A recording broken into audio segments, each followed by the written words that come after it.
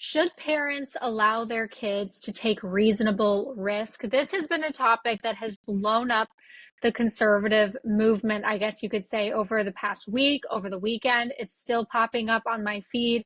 So I just thought that I would give the perspective of a soon-to-be new mom of what I think about this take, what a lot of other people are saying, and just kind of give my opinion. So you have a lot of people saying to, let your 5-year-old go inside the grocery store and do a little bit of grocery shopping and pay while you, as the mom or the dad or both of you, wait in the car for them to get back. And this is, I think, intending to be good. We want to teach our children to be brave. We want them to be courageous. We don't want them to be super shy in public. We want them to be able to communicate with adults effectively. We want them to learn life skills.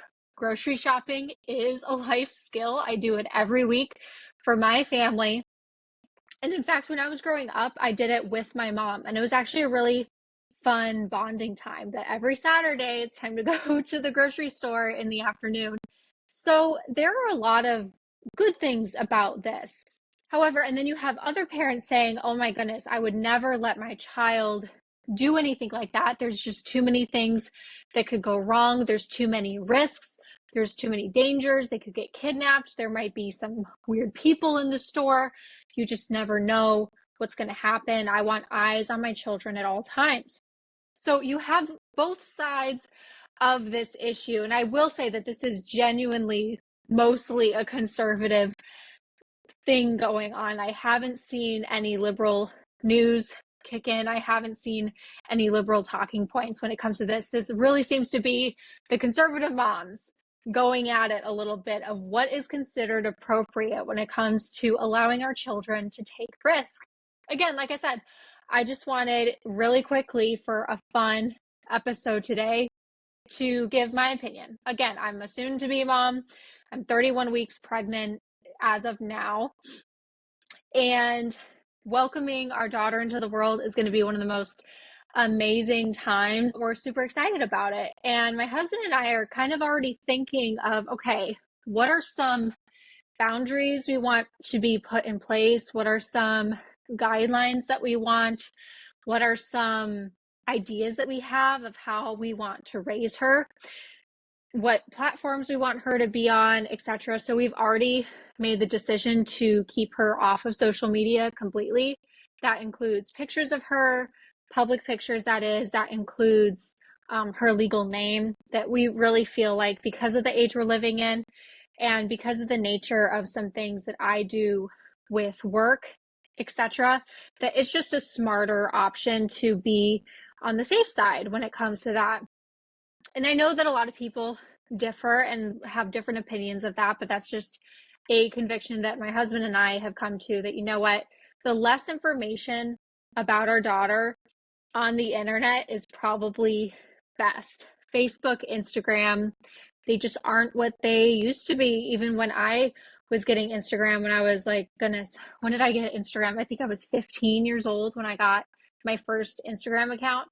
And how Instagram has even evolved since when I was 15 to now is crazy. It's just become very incentivized to put people down, to body shame, to encourage sinful behavior. For example, with a lot of girls, you get more likes, you get more follows, you possibly get brand deals if you show more of your skin. So there was just a lot of things with social media that have evolved over the past decade that even I wasn't dealing with when I was growing up. So that's one risk, I guess you could say, that we are not letting ourselves take as parents. And some parents might look at that and say, oh, you're being super paranoid. You're assuming everyone on the internet is a creep. So that's kind of my segue for this subject of, should children be able to take reasonable risk? I think you can go to an extreme to where you are terrified to, even while your kids are at the park, you can't even sit on the park bench and watch them. You have to be with them at all times. I think you do run into an issue when you're kind of considered a helicopter parent, where you have an inability to allow them to do anything by themselves without feeling a lot of anxiety and a lot of fear. So I think that's a dangerous thing to go into. And that anxiety and fear is bled obviously onto your children, that if you're super anxious about them doing anything, they're going to be super anxious people and they're going to be scared to take risks. They're going to be scared to take a chance and to be brave and courageous and stand for things that are important. So we don't want to cripple our kids of what it means to be an adult, what it means to live in the world, what it means to grow in our character.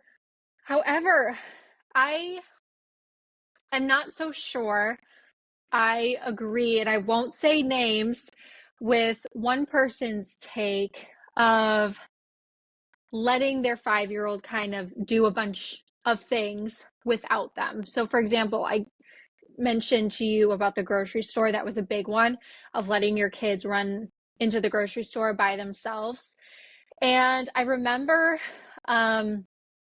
swiping up on this one conservative woman's story saying, and she had a questionnaire box asking, would you let your 5-year-old go into the grocery store by themselves? And I answered in that question box, no, because I wish I had more space to flesh out my answer, because if you know the question boxes, they only give you so much space. But if I could have given my full answer would have been, I, as the parent, am responsible for the safety and well-being of my child. And grocery stores particularly host some strange behaviors, some strange people, and I would not feel comfortable allowing my 5-year-old to go in there by herself. Now, maybe I'd feel comfortable if she was 7 or 8 or 10, but 5 just seems really young to me. So I guess this is where I'm getting into my opinion, that I kind of tend to take both extremes and disregard them. And I kind of want to go down the middle path to where I don't want to emotionally or effectively cripple my children. I don't want them to assume that every single person is a kidnapper, or everyone has their worst interests at heart, or everyone wants to hurt them. I mean, that's a very toxic mentality. It's a very damaging mentality to go around thinking that you're a possible victim at all times. However, I think it is important that we teach our children safety, that we teach our children responsibility, and that we as parents gauge the perspectiveness of how independent they can be based off of their personal maturity. Me as a 5-year-old was way more mature than some of my guy friends, like in kindergarten, as a 5-year-old. So we can't make this blanket statement that all kids are at developmentally and maturity wise the same level at all ages, because it's just not true. Our daughter might have the personality to where she's very outgoing, very extroverted, and very mature for her age. And so that might lead us to allow her a little bit more independency with different things. However, if she tends to be more introverted and she's more shy and she's more timid in a lot of things and not as mature for her age, we're going to be less likely to allow her to do independent tasks. That's not to say we're not going to encourage her to become more independent, that we're not going to encourage her to learn how to overcome some of her shyness. But you have to gauge each child differently, and to just make a blanket statement that every 5-year-old should be able to go to the grocery store by themselves and while their mom waits for them in the car and be able to check out a couple groceries, I think that's disingenuous to what parenting children is really like. I think it doesn't give enough credit to the fact that not all children are the same. Every child is different. Every child's personality is different. Every child's inclinations are different. Their maturity levels are different. And so I think part of the job of the parent is not to make so much a blanket statement that by this age you should be able to do this, or you're not as independent as you should be.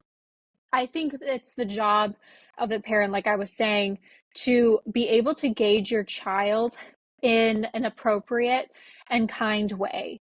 And if you see them that maybe they're struggling with their shyness, maybe it would be good when their maturity is at the right stage, when they're developmentally at the right stage, to push them a little bit, to be a little bit more independent, to be a little bit more outgoing, to be able to speak to adults on their own.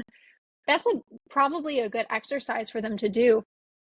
But again, the blanket statement of every 5-year-old should be able to do XYZ, I think is just, I don't know. I don't think it's genuine to normal parenting matters to people who have children, who experience different personalities, especially if you have multiple children and you've had kids through age 5 and you've seen like I have 5 kids, all of them have gone through age 5 and none of them have been the same.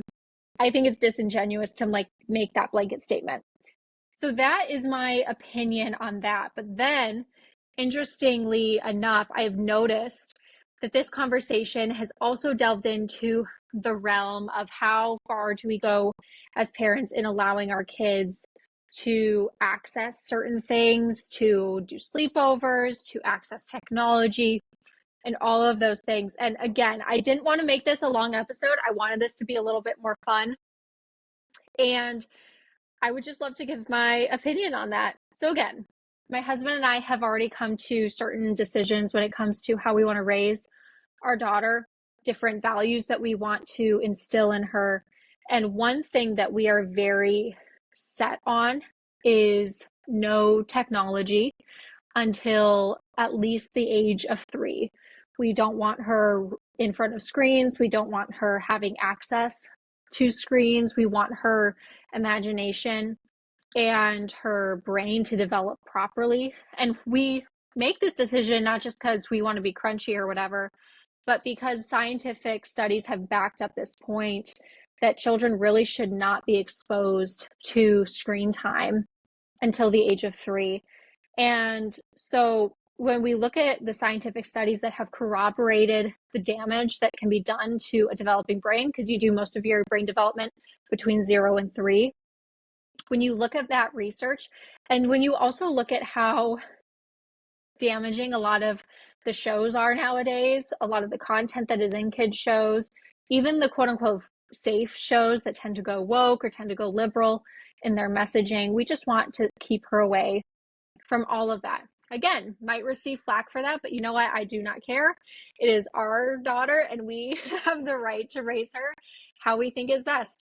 So that's another thing that we are wanting to do with her and the rest of our kids.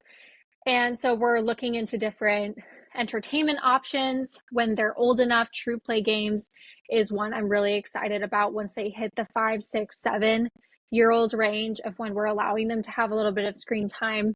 Super wholesome game content with True Play. Brave Books is another amazing resource for audiobooks and wholesome content that your children can consume, whether it be audiobooks, podcasts, or physical books that they can read to stimulate their imagination. So things like that. So that's one thing that we're, I guess, divulging from the culture. But back to the sleepover thing, I was thinking of this a lot today because I recently listened to a conservative podcast talking about sleepovers and whether or not they would allow their children to do sleepovers. And I don't know about you guys, but I never enjoyed sleepovers, and I still don't to this day. I hate sleeping over at other people's houses. I don't know what it is. I don't know if it's a comfortability issue, but now I like sleeping over in hotels. Funny enough, I love sleeping in hotels. I get great sleep in hotels. Hotel beds, any bed. For some reason, my body just loves hotels. So it's not hotels that's the problem. It's sleeping over in other people's homes that it's just uncomfortable for me. I can't sleep well. I have so many things going through my brain. I can't shut my brain off. I don't know what it is. I've always hated sleepovers, but I don't want my hatred of sleepovers to mean that I would never allow my children to do a sleepover. But what I will say is I think, and I might change my mind on this, but for the time being, my husband and I are thinking that we would not do sleepovers especially when they're super, super young. Um, I think there would have to be an age and maturity expectation before we would allow sleepovers. But also, we would have to know the families super well to know who's going to be at the house, what content are they going to be watching, what kind of technology access do they have. And we would want to know all those things and have a really close connection with the family before we would allow a sleepover. So, for example, like a family from church that we're really close to, I would be more inclined than a friend from school whose parents I don't know, because you don't know what kind of siblings are in the house. You don't know if the uncle's coming over. There are a lot of factors that tie into that decision of whether or not to allow your child to sleep over. And that kind of ties back into the reasonable risk, because the sleepover and the grocery store conversations were kind of happening at the same time. Of, is it too helicoptery parent of you to say, oh my goodness, no sleepovers because we don't know who's at the house? Is that too fearful? Is that too anxious? In my personal opinion, I don't think so. I think sleepovers, not a lot of good things happen late at night, early in the morning when you're not sleeping when you should be, when you maybe have more access to technology than you usually do. There are just, like I said, a lot of factors that we would have to consider as parents before allowing any of our children to go to a sleepover. So that's my take on that. Again, just reiterating, I wanted this to be a fun episode, and I thought this conversation in the conservative movement was a really refreshing one, actually, because usually we're used to people lambasting each other, especially on the right versus the left, over very serious matters. But it's kind of rare that we get a very in-depth, passionate conversation going on one side of the aisle of all conservative parents who both love their children, who both know and want what is best for their kids, and coming to different conclusions on something that is, I guess, more trivial in nature than what we're used to dealing with in the culture. So I hope this episode was a fun one for you. Let me know if you agree with me or disagree with me. I would love to know all the opinions, because who knows? My opinion could change. I don't see it changing, but we shall see. Thank you so much for watching or listening if you're listening via our audio channels. And until next time, let us firmly rely on the protection of divine providence. This is self-evident.